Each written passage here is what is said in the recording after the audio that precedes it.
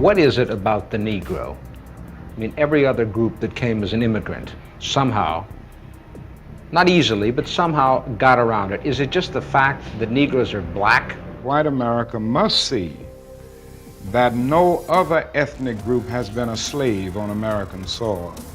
That is one thing that other immigrant groups haven't had to face.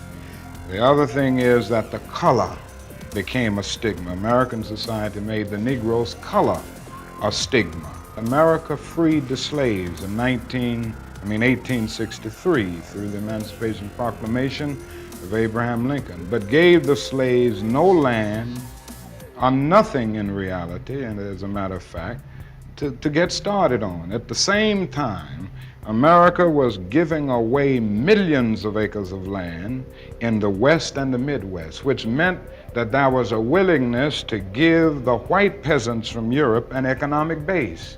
And yet it refused to give its black peasants from Africa, who came here involuntarily in chains and had worked free for 244 years, any kind of economic base. And so emancipation for the Negro was really freedom to hunger. It was freedom to the winds and rains of heaven. It was freedom without food to eat or land to cultivate, and therefore it was freedom and famine at the same time.